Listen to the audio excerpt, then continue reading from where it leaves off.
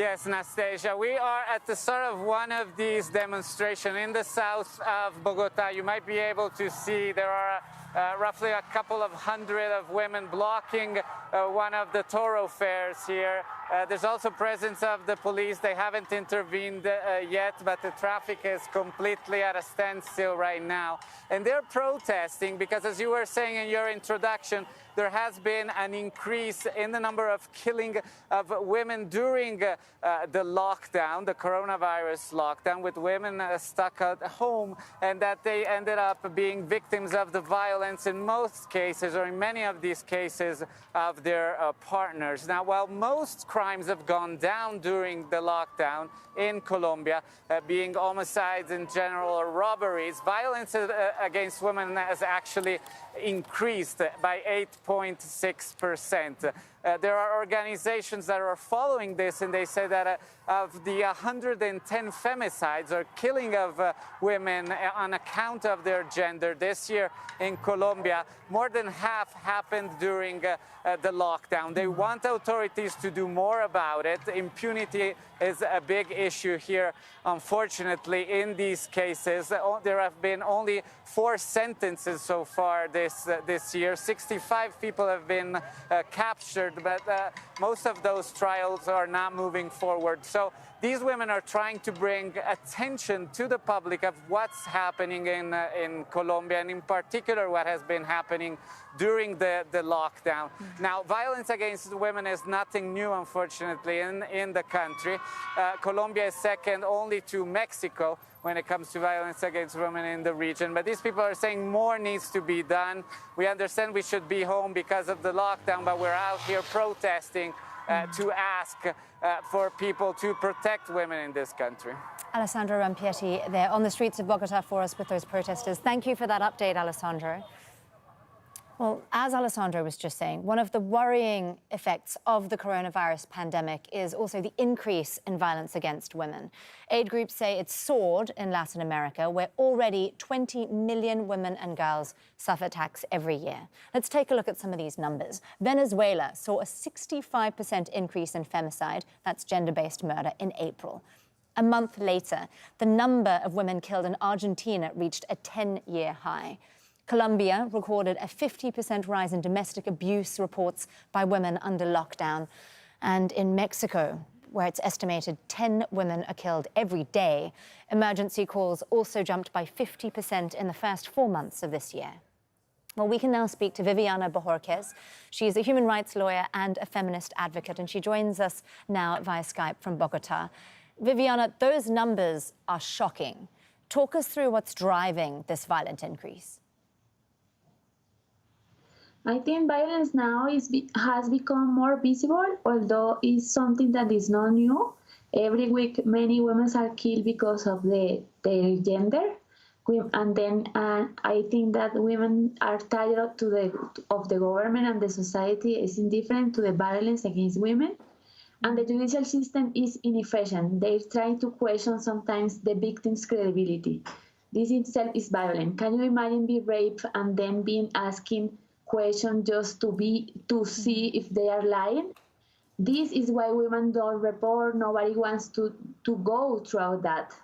It's very frustrating and exhausting that not being able to see response and results from the government, to see women feel like I have been close to many women, and I think it's hopeless and forget because of the big problem sometimes is that the cases are on the news and the media, and the government feels like the media pressure and they act quickly. But then they wash their hands of it, and the real problem is the thousands of women are just waiting.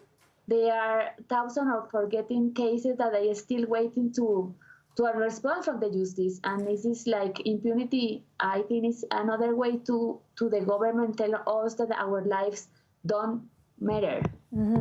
You're in Colombia right now, and you're talking about this culture of impunity. What do you think the government there can or needs to do to tackle this? Do you need more laws, more enforcement? We don't need more laws. We have enough. And maybe it's like the judicial system who operate the law, the police, the persecutors, the judges, they don't believe in women. That is the mean that they due process and they will forget, and they means that we have to see the system and then ignore the women's voices as default due to cultural prejudice. So I think that this is a reason because of to increase the successful persecution rate, women's organization and demanding for Colombian government to declare a gender violence national humanitarian emergency. And this declaration seeks to make the government prioritize, do something in different levels, in national levels, in regional levels, in local levels, to prevention, attention, and sanction the gender-based violence. Because I don't know, the issue is that sometimes it's in the media, but then nothing happens. So we have to change this. I see under lockdown and dealing with this pandemic, other countries like South Africa, for instance, they were worried about domestic violence increasing with lockdown restrictions. And in South Africa, they banned alcohol sales to try to help. Could something like that help in Latin America, do you think? I think it's something the cultural things, and alcohol is something that they like is an excuse, but I think it's more a cultural issue. A culture that they say that not respect women's rights, that they reflect in the system, and it is in every day. Like, I think that people don't believe in women, don't respect their women's rights, and we have to change this part of the cultural things. Like, maybe some abstract and ambiguous, but I think that we have to start to having a discussion about the violence in our circle, in our society, in our family members, during the class, during the work. We are more able to talk about violence, because violence is everywhere, and then sometimes the people don't say anything. You know, it's like, it's here, and people just is close to you, and then people don't have to say anything. We have to speak out, to say something. The idea about violence being something private is also a problem. That is not just for me or for one person, it's for everywhere, it's for everyone. It's for the society. It's a big problem, and maybe sometimes it's just for a few persons, and then we don't have a big conversation about the violence. And it's a conversation that will continue. Viviana Bojorquez there, a human rights lawyer speaking to us from Bogota. Great to speak to you and get your thoughts here on Al Jazeera. Thank you for joining us. Thank you.